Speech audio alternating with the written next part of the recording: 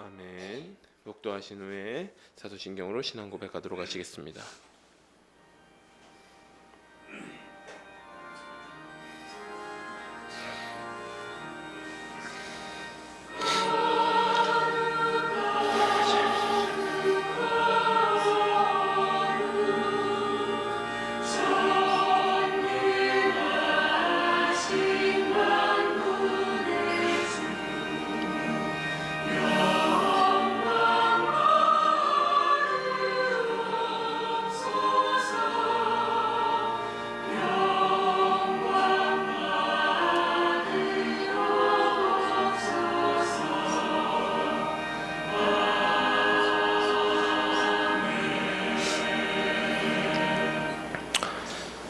전능하사 천지를 만드신 하나님 아버지를 내가 믿사오며 그 외아들 우리 주 예수 그리스도를 믿사오니 이는 성령으로 잉태하사 동정녀 마리아에게 나시고 본디오 빌라도에게 고난을 받으사 십자가에 못 박혀 죽으시고 장사한 지 사흘 만에 죽은 자 가운데서 다시 살아나시며 하늘에 오르사 전능하신 하나님 우편에 앉아 계시다가 저리로서 산자와 죽은 자를 심판하러 오시리라. 성령을 믿사오며 거룩한 공회와 성도가 서로 교통하는 것과 죄를 사하여 주시는 것과 몸이 다시 사는 것과 영원히 사는 것을 믿사옵나이다. 아멘. 이 시간 457장 찬송하시겠습니다.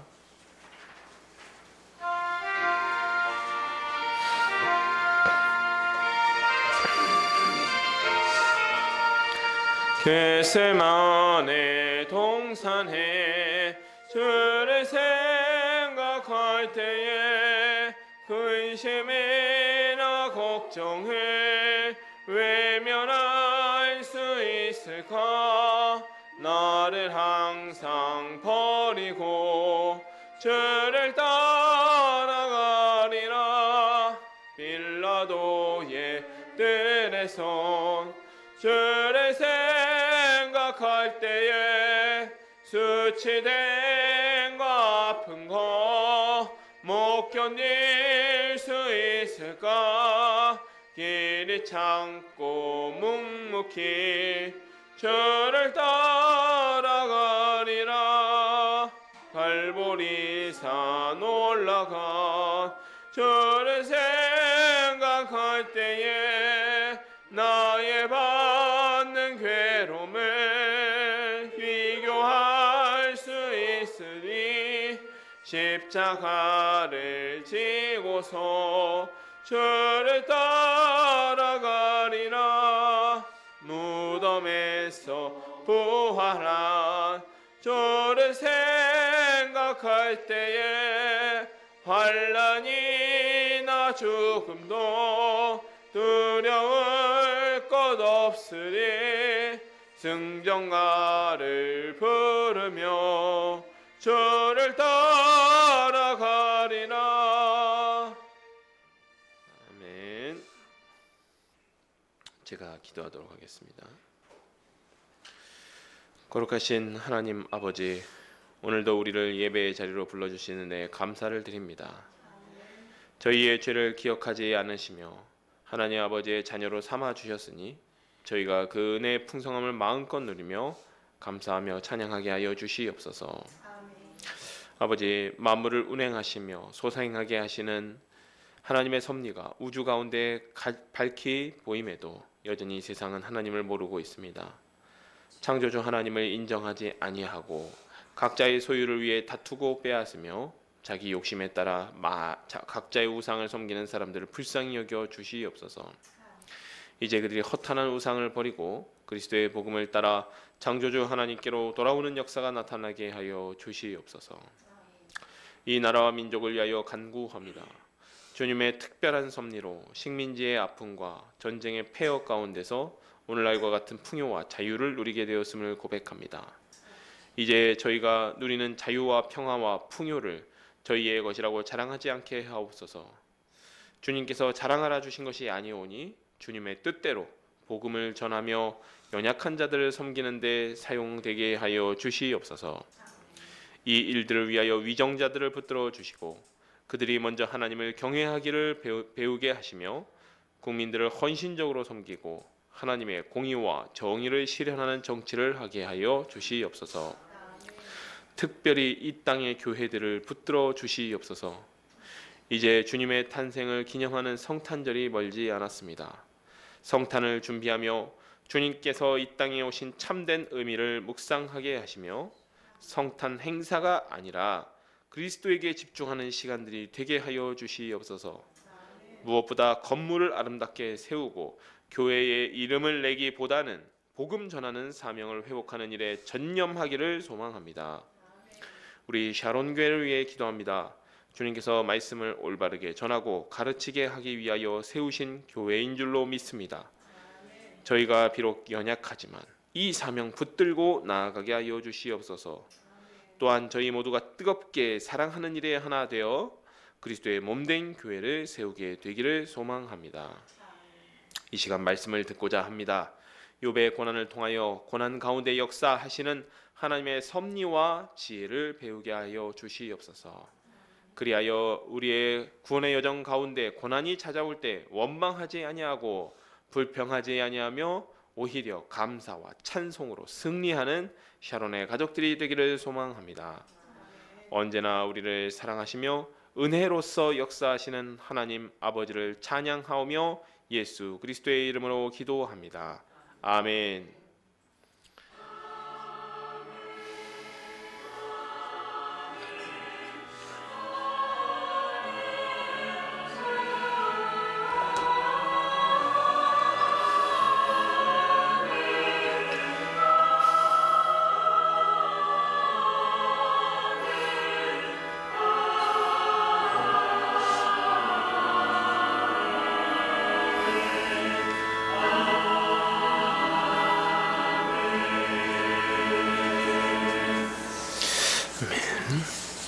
이 시간 우리에게 주신 하나님의 말씀은 욥기 14장 18절에서 22절 말씀입니다. 욥기 14장 18절에서 22절 말씀입니다. 구약성경 775페이지에 있습니다. 제가 하나님의 말씀을 받들어 봉독하도록 하겠습니다. 무너지는 산은 반드시 흩어지고 바위는 그 자리에서 옮겨가고 물은 돌을 닳게 하고 넘치는 물은 땅의 티끌을 씻어버리나이다. 이와 같이 주께서는 사람의 희망을 끊으시나이다. 주께서 사람을 영원히 이기셔서 떠나게 하시며 그의 얼굴빛을 변하게 하시고 쫓아보내시오니 그의 아들들이 존귀하게 되어도 그가 알지 못하며 그가 비천하게 되어도 그가 깨닫지 못하나이다. 다만 그의 살이 아프고 그의 영혼이 애곡할 뿐이니이다. 아멘. 저희는 오전 시간에 이 소발의 첫 번째 말 그리고 욥의 그에 대한 대답을 살펴보았습니다. 소발은 하나님 앞에서 욥이 스스로 의롭다라고 말한 것을 비판합니다. 그리고 마치 하나님을 대리하듯 너의 죄는 너가 알아서 하나님 앞에 고백해라. 하나님께 알려달라 하지 말고 이런 이제 취지로 이야기를 한 것이었습니다. 이는 욥이 하나님께 한탄하며 했던 기도인 나의 죄를 알게 해달라라고 하는 그 기도에 소발이 답변한 것이죠. 발끈해서 답변한 것이죠. 하나님께서는 모든 죄를 다 알고 계시니 내가 내 죄를 알아서 자복하고 회개하라는 충고였습니다. 욥은 소발의 말을 하나마나한 이야기라며 일축합니다. 그에게 있어 친구들의 충고는 고난을 당하지 않는 사람의 배부른 소리에 지나지 않았습니다. 하나님에 대한 욥의 통찰은 친구들과 그 큰 범위에서 가장 중요한 부분에서는 동의하지만 약간 결이 다른 것이지요. 일단은 친구들은 하나님은 공의로우신 절대자이기 때문에 욥의 고난은 악인에 대한 징벌로서 해석하고 있습니다. 반면 욥은 하나님은 홀로 의로우시기 때문에 그의 앞에서는 의인이든 악인이든 동일하게 심판을 받는 것은 마찬가지이다 라는 관점에서 이야기를 하고 있습니다. 또한 욥은 이렇게 친구들과 이야기를 나누느니 너무 그 평행선을 달리는 그 이야기를 하고 있는 것보다 차라리 하나님께 직접 탄원하자 해서 하나님께 기도하는 방식으로 이후에 이야기가 진행됩니다. 그런데 이 탄원의 내용이 친구들의 답이 신학적 수준이 떨어지기 때문에 하나님께 직접 한번 판단을 받아보겠다라는 이런 생각, 욥의 생각이 밑바닥에 깔려 있는 것이었죠. 욥이 보기에 친구들은 쓸모없는 이야기를 늘어놓는 존재들이었기 때문에 자기가 하나님께 억울하다고 항변하다 죽을지언정 그리하겠다라고 주장하고 있습니다. 이에 욥은 자신을 향한 고난을 멈추어 주시고 이 고난에 찾아올 것에 대한 두려움, 두 가지라고 했죠. 이 고난과 두려움, 그에 대한 고통을 제발 멈추어 달라라고 기도합니다. 고난을 당한 욥의 간절한 소원이었으나 하나님께서는 계속해서 침묵하시며 욥을 방치하시는 것처럼 보여졌습니다. 왜 천지를 창조하신 전능하신 하나님께서 자신처럼 하찮은 자를 괴롭게 하시는지 이해가 가지 않는다라고 기도합니다. 이렇듯 욥은 하나님의 침묵 앞에서 자신을 죽여달라고 간구하고 있습니다.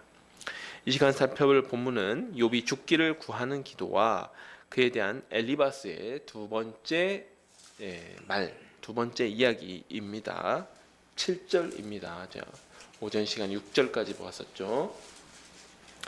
나무는 희망이 있나니 지킬지라도 다시 움이 나며 연한 가지가 끊어지지 아니하며 그 뿌리가 땅에서 늙고 줄기가 흙에서 죽을지라도 물 기운에 움이 돋고 가지가 뻗어서 새로 심은 것과 같거니와 장정이라도 죽으면 소멸되나니 인생이 숨을 거두면 그가 어디 있느냐. 물이 바다에서 줄어들고 강물이 잦아서 마름같이 사람이 누우면 다시 일어나지 못하고 하늘이 없어지기까지 눈을 뜨지 못하며 잠을 깨지 못하느니라. 주는 나를 스올에 감추시며 주의 진노를 돌이키실 때까지 나를 숨기시고 나를 위하여 규례를 정하시고 나를 기억하옵소서. 장정이라도 죽으면 어찌 다시 살리이까. 나는 나의 모든 고난의 날 동안을 참으면서 풀려나기를 기다리겠나이다. 주께서는 나를 부르시겠고 나는 대답하겠나이다. 주께서는 주의 손으로 지으신 것을 기다리시겠나이다. 그러하온데 이제 주께서 나의 걸음을 세시오니 나의 죄를 감찰하지 아니하시나이까. 주는 내 허물을 주머니에 봉하시고 내 죄악을 쌈에 시나이다. 무너지는 산은 반드시 흩어지고 바위는 그 자리에서 옮겨가고 물은 돌을 닳게 하고 넘치는 물은 땅의 띠끌을 씻어버리나이다. 이와 같이 주께서는 사람의 희망을 끊으시나이다. 주께서 사람을 영원히 이기셔서 떠나게 하시며 그의 얼굴빛을 변하게 하시고 쫓아보내시오니 그의 아들들이 존귀하게 되어도 그가 알지 못하며 그들이 비천하게 되어도 그가 깨닫지 못하나이다. 다만 그의 살이 아프고 그의 영혼이 애곡할 뿐이니이다. 욥이 지금 계속해서 하나님 앞에 죽기를 구하고 있는데요. 7절과 12절에서는 욥이 사람과 나무를 비교를 하고 있습니다. 사람과 나무를 비교하고 있는데 사람과 나무를 비교해서 사람에게는 한번 죽으면 끝이다 이런 이야기를 지금 이야기하고 있는 거예요. 그러니까 나무 같은 경우에는 한번 이 가지가 꺾이거나 혹은 나무가 베어진다라고 할지라도 그 베어진 곳에서 새로 시간이 지나면 움이 돋기 마련이죠. 그런데 그것이 아니라 나무는 그렇지만 사람은 장정이라도 한창 때 가장 에너지가 넘치고 가장 활발한 그런 장정이라도 한번 쓰러져 버리면 죽는 것 아닌가라고 이야기를 하는 것입니다. 즉 나무는 기회가 있지만 죽었다가도 죽은 것처럼 보일지라도 다시 한번 그 생명이 남아있기 때문에 살아날 수 있는 기회가 있지만 사람은 한번 죽으면 끝이다 라는 지금 이야기를 하고 있는 것입니다. 결국 이 이야기는 욥이 차라리 자신을 죽여달라는 이야기로 연결이 되는 겁니다. 그래서 13절을 보면요, 욥이 스올에 감추어 자신을 숨겨달라고 기도합니다. 스올은 이제 구약 시대 때 스올은 이제 죽으면 스올에 간다라고 생각했죠. 구약 시대 사람들은.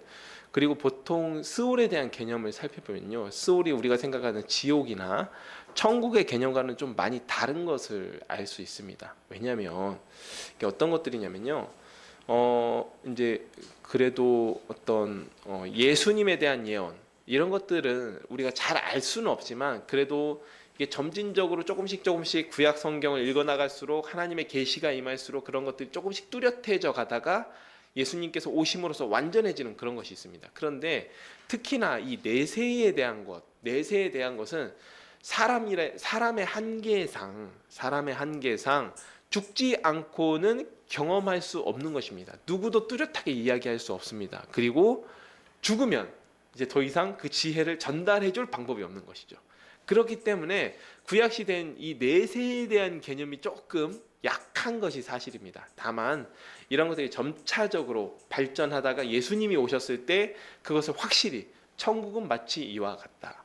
그리고 부활에 대해서도 유대인들이 오해하고 있었던 것들에 대해서 좀 이렇게 정정해주는 그런 이제 장면들을 우리가 보게 됩니다.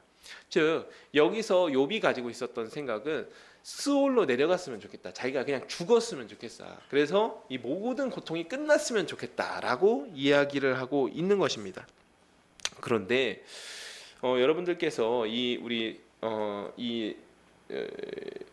14장을 잘 읽다 보면 이게 조금 이해가 잘 안 되는 듯이 보이는 구절이 있어요. 그게 13절까지는 나를 스올에 감추시며 죽여달라는 거거든요. 스올에 감추시며 나를 숨기시고 그렇게 했는데 13절 이하부터 17절까지는 마치 욥이 회개를 하거나 혹은 약간 스올에 갔다가 다시 하나님께서 욥을 다시 불러달라, 일종의 부활처럼 이렇게 기도하는 것처럼 보여집니다. 잘 보면 그렇거든요. 장정이라도 죽으면 어찌 다시 살릴까. 그러나 나는 나의 모든 고난의 날 동안 참으며 풀려나기를 기다리겠나이다. 풀려난다는 것은 스올에서 풀려난다는 겁니다. 스올에 자신을 숨겨두셨다가 스올에서 좀 풀려나게 해주십시오. 근데 제가 이 전 시간에 욥의 기도에는 어떤 구원을 바라는 기도는 거의 없고 그냥 죽음을 바라는, 하나님께 탄원하고 그냥 죽기를 바라는 기도가 대다수다라고 얘기했는데 마치 이게 구원을 바라는 기도처럼 느껴진단 말이죠. 주께서는 나를 부르시겠고 나는 대답하겠습니다. 그리고 주는 내 허물을 주머니에 봉하시고 나의 죄악을 싸매시나이다. 17절에 이런 구절들이 다 그렇게 보인단 말이죠. 그런데 이거는 이 구절을 전체적으로 보잖아요. 그리고 18절과 이 연관 관계 속에서 보면 조금 조금 복잡할 수 있는데 이런 겁니다. 일단 앞에서 나무와 사람을 비교하면서 장정이라도 죽으면 끝이다라고 이야기했습니다. 그러면서 자신 좀 죽여달라는 것이죠. 자신 죽기로 소원합니다. 그리고 18절에 바로 이어지는 욥의 기도가 욥은 하나님의 희망을 끊어버리신다. 하나님은 사람의 희망을 끊어버리시는 하나님이시다라고 좀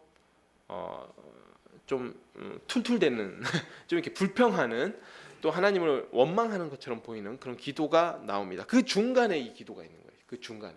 그렇기 때문에 이것은 사실은 그 중간에 욥이 정말 부활을 사모했다라고 보기보다는 일단 그 시대에는 부활이라는 개념 자체가 굉장히 그런 부활에 대한 신학이 상당히 희미했던 시대이기도 하고, 그랬다기보다는 이 부분은 어떤 부분에 방점이 찍혀 있냐면 이것도 이런 겁니다. 내 시작은 미약하였으나 나중은 창대하리라. 여기도 방점이 시작이 미약하다. 너가 지금 미약한 상태이지 여기에 방점이 찍혀 있다라고 말씀을 드렸는데, 여기 역시도 방점이 어떻게 찍혀 있냐면 나중에 하나님께서 나를 스올로 내려간 나를, 원래 사람은 스올로 내려가면 끝이지만 나중에 다시 설혹 불러내신다고 할지라도 지금은 좀 죽여주십시오. 여기에 지금 방점이 찍혀 있습니다. 그렇기 때문에 앞에 나무와 사람을 비교하면서 사람이 죽으면 끝이다. 하지만 서로 내가 스올로 내려갔을지라도 하나님께서 다시 나중에 불러주신다라고 할지라도 지금은 좀 죽게 하셔서 이 고통으로부터 나를 좀 끝내주십시오. 그리고 18절부터 다시 무너지는 산은 흩어지고 바위는 그 자리가 옮겨가고 이와 같이 주께서는 사람의 희망을 끊으시는 분이십니다. 네, 이렇게 이야기를 하고 있는 거예요. 그래서 21절과 22절 보면 이 부분이 조금 더 확실해지는데요. 그의 아들들이 존귀하게 되어도, 그게 무슨 얘기냐면 스올로 내려간 사람, 죽은 사람을 이야기하는 겁니다. 죽은 사람은 그 자녀가 서로 존귀하게 되어도, 그 자녀가 이 세상 가운데 크게 성공을 누려도 그것을 알지 못하고 비천하게 되어도 깨닫지 못합니다. 다만 그의 살이 아프고 스올 안에서 그의 영혼이 애곡할 뿐입니다. 이렇게 이야기하고 있는 거예요. 그러니까 이 욥이 지금 이야기를 조금 어렵게 지금 욥이 지금 이야기를 좀 어렵게 하고 있습니다. 즉 이 얘기는 아주 요약을 하면 이 욥이 결국에는 산이 무너지고 물이 끊어지고 또 끊어지듯이 하나님께서 사람의 희망을 끊으시는 분이시기 때문에 자신은 좀 하나님 앞에서 차라리 스올로 내려갔으면 좋겠다. 차라리 나는 죽었으면 좋겠다라고 이야기를 하고 있는 부분입니다. 즉 욥이 잠깐 품었던 소망, 하나님께서 내가 스올로 내려가서 나를 불러주신다면 내가 대답하겠나이다. 이 희망은 그냥 헛된 희망이에요. 하나님께서 끊어버리시는 헛된 희망일 뿐이고 그냥 나는 지금 당장은 죽어서 이 고통에서 벗어났으면 좋겠습니다. 이런 이야기를 지금 하고 있는 겁니다. 근데 이 부분을 제가 지지난주도 말씀드렸지만 이 글 자체가 산문체, 우리가 논리적으로 쓰는 산문체라기보다는 일종의 노래 형식으로 불렀던 극의 형식으로 불렀던 운문체이기 때문에 이게 번역을 하다 보면 상당히 좀 저희가 이해하기는 조금 더 어려운 부분이 생깁니다. 시편도 마찬가지고요. 이런 욥기 같은 운문체, 아가서도 마찬가지고요. 이 운문체 이 글을 번역하는 게 사실 더 어려운 일이거든요. 그렇기 때문에 이런 일들이 이런 이제 일이 발생하는 것 같습니다. 그래서 지금 욥의 기도는 자신이 죽기를 간구했다라고 이해하시는 게 좋습니다. 다음은 이제 연장자인 엘리바스가 두 번째로 이야기를 하고 있습니다. 연장자가 엘리바스가 두 번째로 이야기하는데요. 역시 논리는 같습니다. 논조는 하나님은 의로우시고 그렇기 때문에 네가 지금 당한 고난이 너의 죄로 인한 것이다. 이 논조는 절대 바뀌지 않습니다. 다만 지금 말하는 방식이 약간 달라요. 그러니까 이전하고 완전히 똑같은 말을 하면 안 되잖아요. 그러면 굳이 뭐 똑같은 말 할 거면 뭐하러 말을 두 번 하겠습니까? 그렇지 않고 약간 논조를 다르게 해서 욥을 이제 비판하는데, 욥을 공격하는데, 정죄하는데 사용하고 있는데 그 부분을 함께 살펴보도록 하겠습니다. 대만 사람 엘리바스가 대답하여 이르되 지혜로운 자가 어찌 헛된 지식으로 대답하겠느냐? 어찌 동풍을 그의 복부에 채우겠느냐? 어찌 도움이 되지 아니하는 이야기 무익한 말로 변론하겠느냐? 참으로 내가 하나님 경외하는 일을 그만두어 하나님 앞에 묵도하기를 그치게 하는구나. 내 죄악이 내 입을 가르치나니 내가 간사한 자의 혀를 좋아하는구나. 너를 정죄하는 것은 내가 아니오 내 입이라. 내 입술이 내게 불리하게 증언하느니라. 내가 제일 먼저 난 사람이냐? 산들이 있기 전에 내가 출생하였느냐? 하나님의 오묘하심을 내가 들었느냐? 지혜를 홀로 가졌느냐? 내가 아는 것을 우리가 알지 못하는 것이 무엇이냐? 내가 깨달은 것을 우리가 소유하지 못하는 것이 무엇이냐? 우리 중에는 머리가 흰 사람도 있고 연로한 사람도 있고 내 아버지보다 나이가 많은 사람도 있느니라. 하나님의 위로와 은밀하게 하시는 말씀이 내게 작은 것이냐?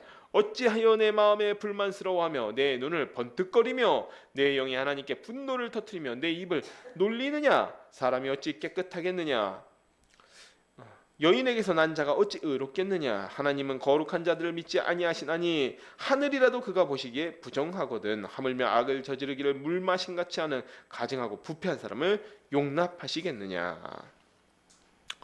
이 나이 많은 엘리바스가 욥의 말을 듣자 하니까 조금씩 귀에 거슬리는 부분이 많이 있었습니다. 일단은 욥이 이전에 소발의 이야기에 답변하는 부분을 보면 욥이 좀 상당히 많이 빈정이 상해서 너희가 죽으면 지혜도 죽겠구나 이런 식으로 좀 많이 빈정됐단 말이죠. 그러니까 이 나이가 지긋하신 분들이 듣기에는 상당히 좀 귀에 거슬리는 이야기가 많이 있을 수밖에 없었습니다. 특히 여기서 엘리바스가 이야기하듯이 엘리바스는 욥의 아버지뻘 되는 인물이니까 아버지뻘 되는 사람 앞에서 이렇게 이야기를 하면 아무리 감정이 격해졌다 하더라도 이와 같이 이야기하면 이제 귀에 거슬릴 수 있는 것이죠. 그래서 조금 더 격한 어조로 이 전반부는 욥을 나무라고 있습니다. 2절에서 엘리바스는 욥의 대답을 모두 헛된 지식이라고 치부합니다. 그러면서 이것을 동풍에 비유하고 있어요. 욥의 말을 동풍에 비유하고 있는데 성경에서 동풍이라는 단어가 종종 등장합니다. 이제 동쪽이라고 나올 때도 있고 동풍 이야기 나올 때도 있고 북쪽 이런 식으로 나올 때가 있는데 각각의 상징이 있는 거예요. 항상 그런 건 아니지만 대체적으로 북쪽은 이제 북쪽에서 심판이 이스라엘에 대한 심판이 오는 방향이 북쪽이고 동쪽은 이제 그 성전 방향이 성전의 입구가 동쪽으로 향해져 있었죠. 그래서 이제 그런 의미가 있고요. 동풍 하면 이거는 조금 이게 재난의 의미가 있습니다. 재난. 왜 그러냐면 이 이스라엘 저희가 지도를 생각해 보면 이스라엘의 동쪽에 뭐가 있죠? 이스라엘 동쪽으로 가면 지금의 사우디아라비아가 있습니다. 사우디아라비아 즉 사막이 있는 거예요. 그런데 봄철에 동풍이 불어오면 그 아라비아 사막으로부터 굉장히 고온, 아주 덥고 건조한 바람이 들어옵니다. 근데 봄철은 특히 무엇을 추수하는 철이죠? 보리 추수하는 철이죠. 보리 추수를 합니다. 보리를 추수해야 되는데 이 동풍이 불어버리면 보리가 다 말라버리는 겁니다. 보리 추수를 잘 못하는 거예요. 보리가 이제 흉작이 들거나 이런 문제가 생기기 때문에 이 보통 이런 표현들에서 동풍이라는 표현은 어떤 이런 재난을 의미하는 그런 경우가 많이 있습니다. 즉 욥의 말이 동풍처럼 이스라엘로 불어오는 동풍처럼 상당히 너의 말은 굉장히 해로운 말이다. 사람을 굉장히 간교한 말로 사람을 사람을 간교하게 속이는 말이다라고 지금 비판하고 있는 것입니다. 그리고 4절에서 6절 내용은 이제 우리도 많이 사용하는 방식이긴 한데 이제 좀 이렇게 언쟁을 벌이다 보면 이렇게 이야기하는 것이죠. 어른들이 이렇게 딱딱 이렇게 얘기하는 겁니다. 이 엘리바스가 욥에게 욥 자네 도대체 어디다 신앙 다 팔아먹고 지금 그러고 있느냐 그런 말 하냐. 지금 네가 하는 말이 네가 죄인이라는 걸 증명하고 있다. 너가 지금 스스로 의롭다라고 이야기하는 그 너의 그 말이 네가 죄인이라고 증명하고 있다. 너 따로 무슨 죄를 알려달라 그런 말 하지 마. 네가 지금 말하고 있는 게 네가 죄인이라고 지금 인정하고 있는 거야 라고 지금 지적하고 있는 것입니다. 이런 거 많이 있죠. 이제 어른들 같은 경우에 이제 좀 훈계를 했는데 훈계를 안 듣고 젊은 사람이 좀 따박따박 대들거나 혹은 따박따박 대들진 않았다고 하더라도 너무 말대꾸를 꼬박꼬박하면 이제 그때부터 조금 부하가 오르죠. 그러면 어떻게 하죠?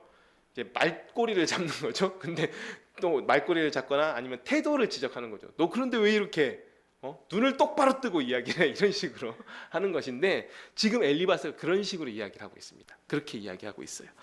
그러면서 자네 지금 말하는 뻔세만 봐도 신앙 팔아먹었다는 것을 알 수 있다라고 지금 지적하고 있는 것이죠. 네, 그래서 7절 그리고 좀 더 나갑니다. 네가 제일 먼저 난 사람이냐? 네가 뭐 세상 만물의 일을 이치를 다 알고 있느냐? 너 혼자만 잘났느냐? 이런 식으로 이야기합니다. 사실 욥이 조금 그렇게 이야기한 것도 사실이긴 합니다. 약간 그 방금 전에는 특히나 그렇게 이야기했어요. 소발의 말이 욥의 기분을 많이 상하게 하였는지 욥이 그런 식으로 이야기를 했습니다. 또 10절에 우리 중에는 내 아버지보다 나이 많은 사람도 있다. 자기를 얘기하는 거죠. 예. 너 너무 이렇게 어른 앞에서도 그렇게 거침없이 말하게 하는 거는 굉장히 너 잘못된 일이다. 이렇게 이야기하고 있는 것이죠. 즉 엘리바스는 욥에게 젊은 사람이 나이 많은 사람 앞에서 제가 이전 시간에도 말씀드렸지만 고대 시대의 노인, 지금도 그렇지만 노인이라고 하는 것은 세상에 지혜를 많이 가지고 있는 사람, 삶의 경험을 통하여서 지혜를 많이 가지고 있는 사람이 있는데 그 사람 앞에서 네가 감히 그 알량한 지혜를 자랑하고 있느냐라고 지금 호되게 혼을 내고 있는 것이죠. 11절에서 13절 욥 너는 불평이 너무 많다라는 이야기입니다. 너는 불평이 너무 많아. 14절 하나님 보시기에는 거룩한 자나 또 하늘이라도 서로 이 우리 같은 인간이 감히 범접할 수 없는 하늘이라도 하나님의 피조물이기 때문에 하나님 보시기에는 부정할 수 있다. 부패한 사람은 용납하지 않으신다. 이 얘기는 무슨 얘기입니까? 하나님께서 심판해도 불평하지 말아라 라고 지금 훈계를 하고 있는 것입니다. 여기까지 엘리바스의 말을 보면요 좀 맞는 측면도 있죠. 친구들의 말이라고 해서 다 틀린 게 아니고 욥의 말이라고 해서 다 맞는 게 아닙니다. 그런데 엘리바스의 말이 맞는 측면이 있는데 엘리바스의 이야기를 잘 쫓아가다 보면 우리가 그걸 느끼지 못할 수도 있는데 조금 더 깊이 있게 생각하다 보면 엘리바스의 말에는 상당히 오류가 있습니다. 어떤 것이냐면 엘리바스의 말대로면 하나님은 욥을 포함한 모든 사람과 세상 만물을 심판하셔야 됩니다. 심판하시기만 하는 하나님이시죠. 엘리바스의 논리라면 욥의 말대로 하나님은 의인이나 악인이나 동일하게 심판하시는 하나님입니다. 욥도 이런 말 했습니다. 의인이나 악인이나 하나님 앞에서 동일하게 심판받는다. 같은 이야기 하고 있는 거예요. 이러한 논리라면 하나님을 경배하는 일은 하나님을 사랑하는 마음으로 하는 게 아니죠. 하나님께 심판받기 싫어서 두려운 마음으로 하는 것과 다름이 없습니다. 그리고 이러한 태도는 사실 그 고대 근동에 또 지금도 마찬가지지만 보통의 어떤 우상 숭배하는 마음과 다를 바가 없습니다. 보통 우상 숭배할 때 우리가 뭐 어떠한 무당 뭐 굿을 하거나 이런 사람들 뭐 합니까? 뭐 해코지 뭐 이런 얘기 하지 않습니까? 우상들이 해코지 할까봐, 혹은 우상에게 잘 보이면 복을 받을까봐. 이런 수준의 신학에 불과하다라는 것이죠. 그래서 엘리바스의 논리대로라면 이런 중대한 오류가 있다라는 것입니다. 그리고 엘리바스 자신도 하나님 앞에서 심판받을 수 있는 존재라는 것을 엘리바스가 지금 전제하지 않고서 이야기하고 있는 거죠. 엘리바스의 이야기대로면 하나님은 거룩한 자든 하늘이든 하나님 보시기엔 모두 다 부정하기 때문에 심판받는다. 그러면 엘리바스 자신도 역시 심판받아야 되는 겁니다. 새 친구도 심판받아야 되는 거죠.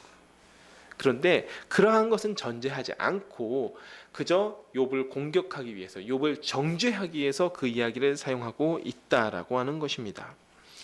이렇게 욥이 17절, 엘리바스가 16절까지 해서 욥을 이런 식으로 좀 비판하고 나무란 다음에 17절부터 다시 이제 새로운 방식으로 논리를 개발해서 이야기하고 있는데, 지금 엘리바스가 17절부터 이야기하는 것은 이제 어떤 권위에 기대는 방식으로 하고 있습니다. 권위에 기대는 방식인데 17절부터 제가 한번 읽도록 봉독하도록 하겠습니다. 내가 내게 보이리니 내게서 들으라. 내가 본 것을 설명하리라. 이는 곧 지혜로운 자들이 전하여 준 것이니 그들의 조상에게서 숨기지 아니하였느니라. 즉 이거는 엘리바스 자신의 말이 아니라 지혜로운 자들의 말이다. 이 얘기는 약간 우리 보통 성경의 잠언이라든지 전도서처럼 지혜 문학, 그때 고대 사회에 있었던 지혜로운 글들을 인용해서 내가 너를 훈계하겠다라고 지금 이야기하고 있는 것입니다. 이 땅은 그들에게서만 주셨으므로 외인은 그들 중에 왕래하지 못하였느니라. 그 말에 이르기를 악인은 그의 일평생의 고통을 당하며 포악자의 횟수는 정해졌으므로 그의 귀에는 무서운 소리가 들리고 그가 평안할 때에 멸망시키는 자가 그에게 이르리니 그가 어두운 데서 나오기를 바라지 못하고 칼날이 숨어서 기다리느니라. 그는 헤매며 음식을 구하여 이르기를 어디 있느냐 하며 흑암의 날이 가까운 줄을 스스로 아느니라. 환난과 역경이 그를 두렵게 하며 싸움을 준비한 왕처럼 그를 쳐서 이기리라. 이는 그의 손을 들어 하나님을 대적하며 교만하여 전능자에게 힘을 과시하였음이니라. 그는 목을 세우고 방패를 들며 하나님께 달려드니 그의 얼굴에는 살이 찌고 허리에는 기름이 엉기었고 그는 황폐한 성읍, 사람이 살지 아니하는 집, 돌무더기가 될 곳에 거주하였음이니라. 그는 부요하지 못하고 재산이 보존되지 못하고 그의 소유가 땅에서 증식되지 못할 것이라. 어두운 곳을 떠나지 못하리니 불꽃이 그의 가지를 말릴 것이라. 하나님의 입김으로 그가 불려가리라. 그가 스스로 속아 허무한 것을 믿지 아니할 것은 허무한 것이 그의 보응이 될 것임이라. 그의 날이 이르기 전에 그 일이 이루어질 것인즉 그의 가지가 푸르지 못하리니 포도 열매가 익기 전 떨어짐 같고 갈라꽃이 곧 떨어짐 같으니라. 경건하지 못한 무리는 자식을 낳지 못할 것이며 뇌물을 받은 자는 장막이 불탈 것이라. 그들의 재난을 잉태하고 죄악을 낳으며 그들의 뱃속에 속임을 준비하느니라. 엘리바스가 이번에는 지혜자들의 전승에 근거하여서 욥을 공격합니다. 우리도 어떠한 사실에 대해서 이야기할 때 내 생각을 이야기하면 사람들이 잘 믿어주지 않지만 조금 더 할 때는 TV에 나왔어, TV에서 이렇게 얘기했어 라고 하거나, 혹은 조금 더 근거를 찾을 때는 TV에 나오는 어떤 박사가, 아니면 TV에 나오는 어떤 선생님이 이렇게 이야기를 했다라고 하면 조금 더 권위가 실리는 것이 사실이죠. 그래서 엘리바스도 그와 같은 전략을 취하고 있습니다. 지혜의 전승에서 이야기하는 것은 악인은 반드시 망한다라고 하는 것입니다. 악인이 망하는 이유는 25절, 그들이 하나님을 대적하고 교만했기 때문이라고 이야기합니다. 근데 여기서 엘리바스가 말하는 악인은 욥이라는 거예요. 욥, 네가 지금 이런 꼬라지처럼, 지금 너가 보이는 행태처럼 하나님께 항변하며 기도하는 것처럼 너 하나님께 지금 대들고 있지 않느냐. 지금 너의 그 모습이 악인의 모습이라는 거예요. 그러면 하나님께서 그것을 심판하시는 것이 당연하다라고 이야기를 하고 있는 것입니다. 31절, 사기니 스스로 속아 허무한 것을 믿어서 그것이 망하는 것으로 그에게 돌아갑니다. 이는 욥이 스스로 하나님께 심판당할 만한 죄를 짓지 않았다라고 스스로 속이고 있다라고 이야기하는 것입니다. 너 자꾸 내가 심판받을 만한 죄를 짓지 않았다라고 이야기하는데 그거는 네가 스스로 속이는 일이야. 하나님 앞에 또 다른 죄다라고 지금 이야기하고 있는 것이죠. 엘리바스의 말을 정리하면 욥이 간사하게 입을 놀리며 자기 혼자 세상의 진리를 알고 있는 것처럼 말을 하고 있지만 그것은 하나님 앞에서 불평하는 것에 지나지 않습니다. 또한 지혜자들의 전승에 근거하여서 보더라도 욥은 새 친구에게 늘어놓는 간사한 말에 스스로 속아서 끝까지 망하는 길로 달려가는 어리석은 사람에 불과하다라는 이야기입니다. 물론 엘리바스의 첫 번째 말과 같이 인과응보의 신학에서 벗어나지는 않았지만 당시의 지혜 전승에 근거하여서 욥을 비판하고 또 정죄하고 있다라는 차이가 있습니다. 오늘 여기까지 보도록 하겠습니다. 사랑하는 여러분, 욥은 자신의 고난에 완전하게 절망하고 있습니다. 또 엘리바스는 인과응보의 하나님, 또 거룩하신 하나님, 공의의 하나님을 지나치게 강조한 나머지 마치 하나님께서 모든 피조물들을 심판하시는 것처럼 그렇게 이야기하고 있습니다. 두 사람 다 하나님에 대한 오해가 있습니다. 우리가 섬기는 하나님은 공의로우신 분이 맞습니다. 그리고 거룩하신 하나님이죠. 그런데 그 하나님 앞에 그렇기 때문에 우리 모든 사람이 죄인인 것도 맞습니다. 거기까지 다 맞는 이야기입니다. 그러나 엘리바스의 말처럼 거룩한 자나 피조물이나 하나님 앞에 심판받지 않고 살아가는 것 자체가 하나님의 은혜입니다. 그리고 이 은혜는 우리 믿는 자들에게만 베풀어 주시는 은혜가 아니죠. 모든 사람에게 베풀어 주시는 은혜입니다. 만약에 정말 인과응보의 신학이 맞다면 하나님께서 그러면 믿는 자들은 놔두시더라도 믿지 않는 자들은 당장에 심판하셔야겠죠. 하지만 그들조차도 하나님께서는 살아갈 수 있도록 은혜를 베푸시거든요. 왜 그러시겠습니까? 왜 하나님께서 일례로 아합이라는 그 악한 왕을 전쟁을 통해서 죽이실 때까지 가만히 놔두셨겠습니까? 그 사람은 살아가면 살아갈수록 다 많은 사람들을 핍박하고 예수 믿는 그 하나님을 잘 섬기는 사람들을 핍박하고 선지자들을 잡아 죽이는 사람이었는데 왜 그렇겠습니까? 하나님께서 악인이라도 망하는 것을 원하시지 않는 하나님이시기 때문이죠. 이것이 하나님의 은혜이고 은총이며 사랑인 것입니다. 안타까운 사실은 우리도 욥처럼 고난을 당하면 이와 같은 하나님 아버지의 후하심, 그 후하신 은혜를 잊을 때가 많다라는 것입니다. 은혜를 잊으면 불평이 나옵니다. 우리 입에서 터져 나오는 불평은 또 더 악순환이죠. 불평을 하면 할수록 또 은혜를 더 빨리 잊게 되는 거죠. 은혜를 잊으면 불평이 나오고 불평을 하면 할수록 은혜는 더 빨리 있습니다. 사랑하는 여러분, 그러지 않기 위해서 어떻게 해야겠습니까? 우리가 받은 은혜를 세워보아야겠죠. 우리가 받은 은혜를 기억하여야 될 것입니다. 그런데 단순하게 우리가 하나님께 받은 선물, 하나님께서 나에게 무엇을 해주셨지? 어떤 걸 공급해 주셨지? 하면서 뭐 그렇게 세워보는 것도 의미는 있지만 그러나 우리가 하나님 앞에서 잊을 수 없는 은혜가 있습니다. 절대 부정할 수 없는 은혜. 그것이 무엇이겠습니까? 바로 우리의 존재, 우리라는 사람의 존재 가운데 더 씌워진 하나님의 은혜와 은총입니다. 나를 구원해 주신 하나님, 나를 하나님의 자녀 삼아 주신 그 아버지의 풍성하신 은혜가 바로 그 은혜인 것이죠.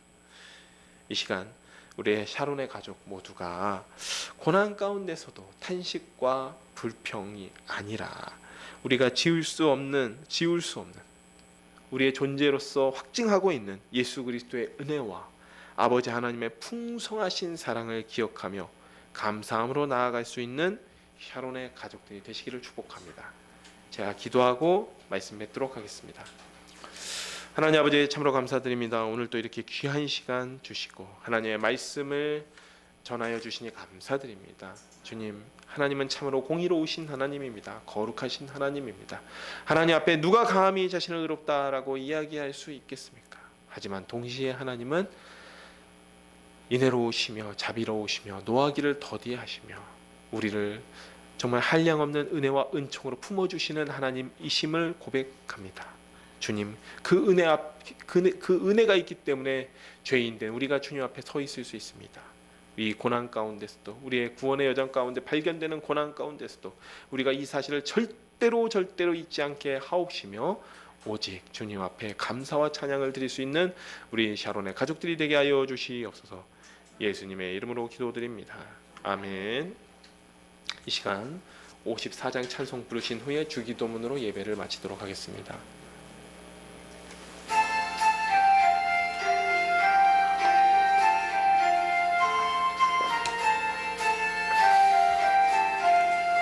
주여 복을 구하오니 편히 가게 하시며 사람마다 준혜로 이기로 하시고 광야 같은 세상에서 항상 인도하소서.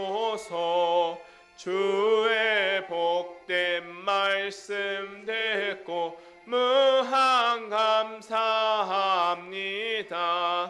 구원받은 주의 성도 열매 맺게 하시며 하나님이 우리 함께 항상 계시옵소서.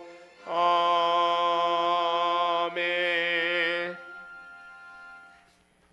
하늘에 계신 우리 아버지여, 이름이 거룩히 여김을 받으시오며 나라가 임하시오며 뜻이 하늘에서 이루어진 것 같이 땅에서도 이루어지이다. 오늘 우리에게 일용할 양식을 주시옵고 우리가 우리에게 죄 지은 자를 사하여 준 것 같이 우리 죄를 사하여 주시옵고 우리를 시험에 들게 하지 마시옵고 다만 악에서 구하옵소서. 나라와 권세와 영광이 아버지께 영원히 있사옵나이다. 아멘.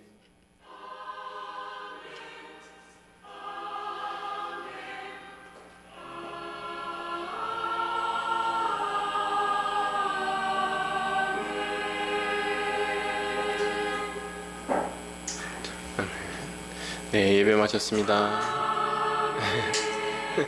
네, 하나님께 영광과 감사의 박수 올려드리겠습니다.